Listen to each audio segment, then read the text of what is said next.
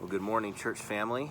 I'm happy to be with you again in this format and go through a devotion with you this morning. Today, we're going to look at the book of Habakkuk, and it's just a short book of prophet in the Old Testament.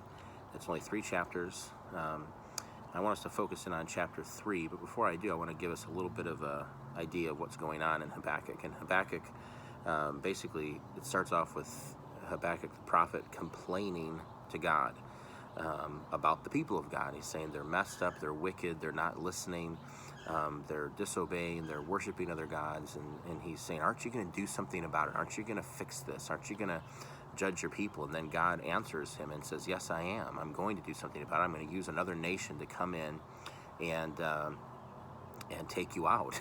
I'm going to use another nation to exile you.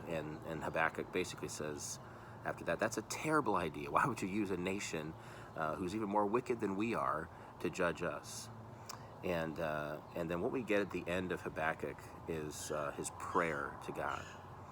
So basically, he comes to terms with the idea that this is what's going to happen, that this is what God is going to do, and it's going to be terrible, and there's going to be suffering. It's going to be an awful, awful time.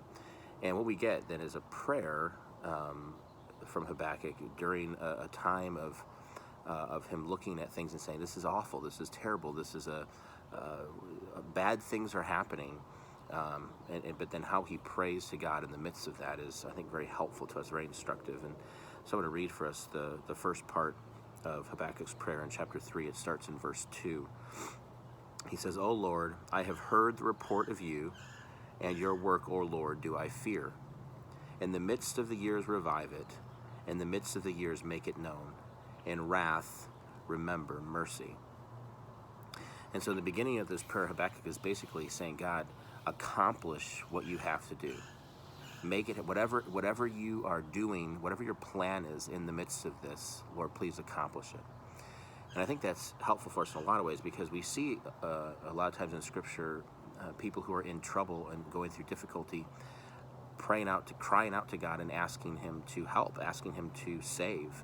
And that certainly should be part of our prayer when we go through difficulty.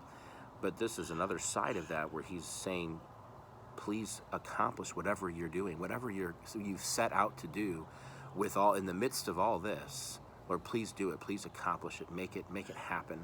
And I think that's, again, very helpful, because yes, we want to ask God for help. We want to ask God to save, but we also, in the midst of that, pray and ask God, accomplish what you're doing through this. And we talk a lot about how God is in control, that he's sovereign, that he is still on the throne. And that's so true. And so part of how we should be praying is saying, God, whatever you're doing in the midst of this, whatever you're accomplishing through this, Lord, please do it. Please carry it out. And then Habakkuk basically goes into something we see a lot in Scripture, where he recalls, he remembers, he reminds himself of how good God is. And in verses 3 through 15, he recounts wonderful, powerful things that God has done. And I'm not going to read all of that for sake of time, but he basically recounts all of God's greatness, all of the good things that God has done, how God is powerful, and how he rescued his people, and how he's done all of these amazing things. And so he remembers who God is. He rejoices and basically really worships God for who he is. And then in verse 16, what we really get is a picture of Habakkuk remembering who he is. So he remembers how good God is and how awesome God is, and then he remembers who he is. And this is the picture that he gives of himself in the midst of all of these things that are happening. He says, I hear, and my body trembles. My lips quiver at the sound. Rottenness enters into my bones. My legs tremble beneath me. Yet I will quietly wait for the day of trouble. And so Habakkuk is basically confessing his weakness. He's confessing his fear. He says, God, I know who you are. You're amazing. You're awesome. You've done all these incredible things, and I know you're going to continue to do incredible things, but I'm weak. My legs give out from under me. I'm fearful. He confesses the deepest parts of what he's feeling and going through in that tragedy, in that suffering. And he says, God, I can't do it. I can't handle it. And so he remembers who God is, and he remembers who he is, and he confesses honestly before the Lord what he's feeling and going through. And then at the end of the chapter and the end of the whole book, Habakkuk says these words starting with verse 17 to the end. He says, "Though the fig tree should not blossom, nor fruit be on the vines, the produce of the olive fail, and the fields yield no food, the flock be cut off from the fold, and there be no herds in the stalls, yet I will rejoice in the Lord. I will take joy in the God of my salvation. God the Lord is my strength. He makes my feet like the deer's. He makes me tread on the high places."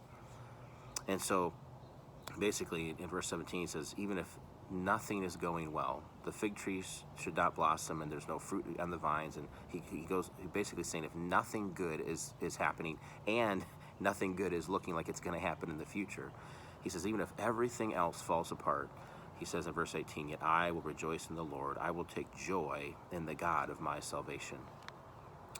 And again, I think that's helpful for us when we face suffering, when we face struggles, when we go through the difficulties that we're facing now as a people and as a nation and as a world, to say, for those who have hope in him, to say, even if everything else falls apart, if everything else is lost, I will rejoice in the God of my salvation.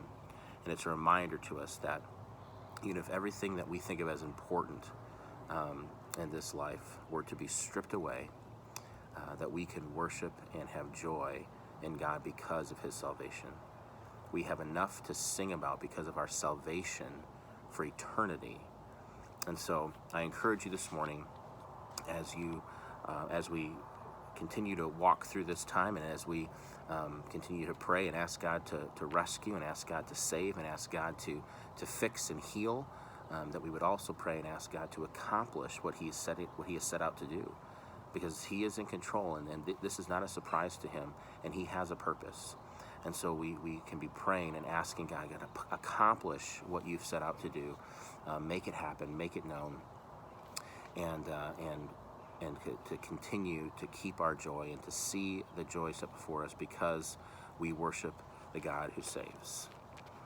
Love you, and can't wait to see you again. God bless.